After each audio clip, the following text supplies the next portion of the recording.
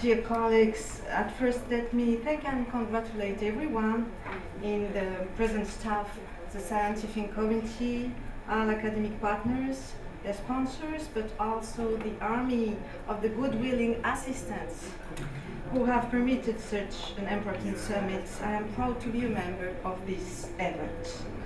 When Professor Durham kindly invited me to join this panel, I proposed a topic on the new obligatory teaching for the secondary public school in France about civic and laic secular education, included into the 2015 law reforming secondary and high schools. This course was decided by our Ministry of Public Education after the first shock the January terrorist attacks in Paris provoked against the French satirical journalist of Charlie Hebdo, against two other anonymous people in the street, and finally against people purchasing some food in a Jewish store in Paris. So you notice that there is a correlation between terrorist attacks and an almost immediate reflex of educational answer. Why did I choose to present this topic, although it seems far from the topic of our session, devoted to the privileged relations between religion and education, religion and the promotion of cultural development? In great part because I know it well, and there is a connection. If Cole remembers it, I was asked by the rectorate of my region. The rectorate is the regional delegation of the French Ministry of Education. So I was asked to explain to the directors of our regional public secondary schools for the purpose this course. And I do a lot of daily sessions for the teachers with other colleagues. So I know the content of this course, its spirit, and that is the second reason of my choice. The content is quite remarkable, even it can be considered as very late. Anyway, it is like all the efforts made by a lot of people, scholars and intellectuals, but also institutional actors, to explain the richness and the flexibility of our founding first constitutional principle was finally heard and seriously taken into account. Our ministry, who is herself born in Morocco from Moroccan parents, wanted and succeeded to elaborate a special course teaching what means French citizenship and what means laïcité for the French society. And she did it as an immediate and double answer. First, against the evident growing of a radical and hateful use of Islam among the young generation of French Muslims, whether they are born in Muslim families, coming from the Maghrebian or African area, or they are converts. It seems to be also a generational issue. Second, against the reaction of fear and hate the attacks could have provoked for those who are not Muslim and who are the majority of the population. And suddenly we realized that this ideological and juridical concept of laïcité, so strong in our history, had never been explained by your educational system, despite the fact it was and still is all the time evoked by teachers, journalists, politicians, etc. If I try to resume the long-lasting debate preceding the birth of this course, it was something like that. In one side, the majority says, hey, we know exactly what laïcité means. Laïcité means public neutrality, neutrality for public services, for public servants, especially the public teachers. Laïcité means separation. The state has nothing more to do with any religion. The state does no more help or protect or give social power to a religion.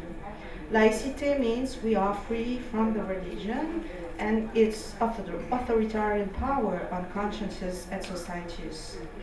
I come back to the terms of our national discussion around the sense of laïcité. The other side of the debater says, look, of course we are free to think what we want and to criticize what we want. Our expression is free. Our press is truly free, and it's a tremendous chance, especially when you look around. But you forgot that laïcité means also the legal protection for religious freedom, freedom of conscience, freedom of religious opinion. It means the legal protection for religious education too. It means free worship for all. It means prohibition of any discrimination founded on religious belonging. It means prohibition of any incitement to hate, the specific prohibition of anti-Semitic purpose, etc. This side was also saying, you cannot confuse the state and the free citizens. The neutrality of the state is not an obligatory neutrality for the citizens. Our system is founded on freedom, which can be only limited by the rule of law. It is urgent to understand what our system really is and what it permits, at which extent it is capable to be adapted, it is capable to answer our new social reality and to organize a peaceful society. And there is the most important argument of this side and the connection with our session. Laïcité could be presented, has to be presented as the true good friend to permit and to nurture religious coexistence, religious tolerance and toleration for religious pluralism. It is a solid to create inter-religious cohesion. Indeed, laïcité could support religious pluralism and helps religion to develop themselves peacefully by giving them this general frame of coexistence, not only the legal one, but also the cultural one.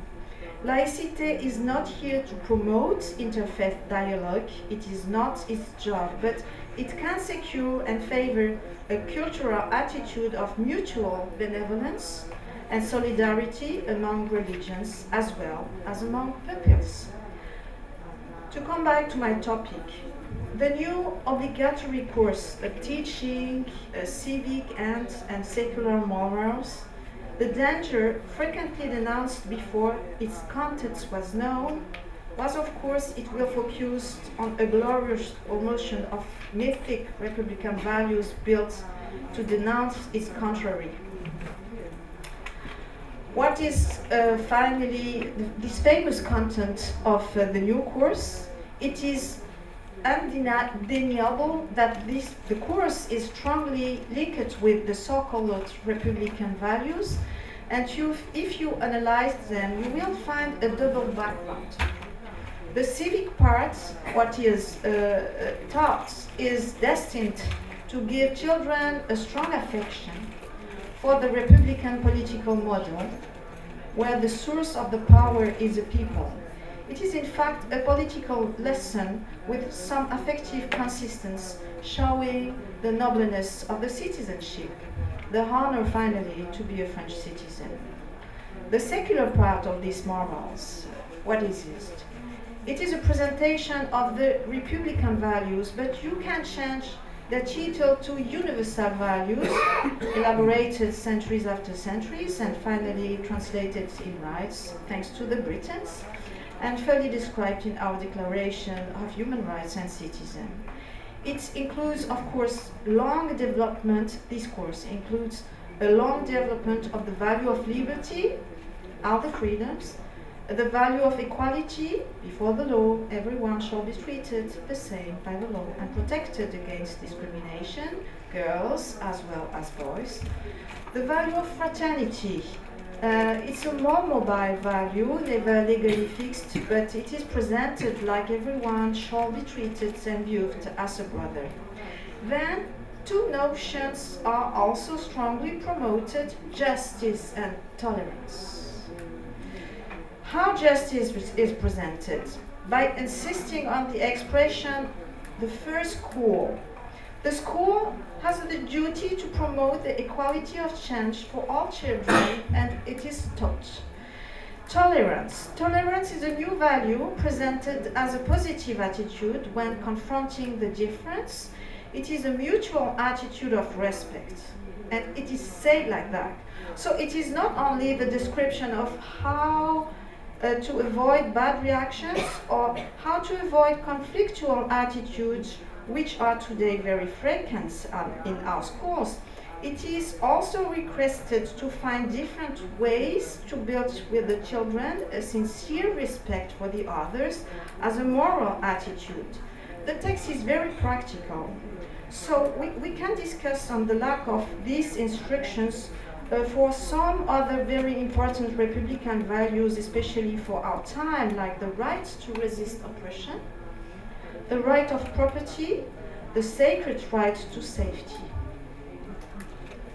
But concerning tolerance, for the first time in France, this course asked the teachers to imagine concrete situations for deconstructing religious or racial stereotypes and for building a positive view on the other's religion.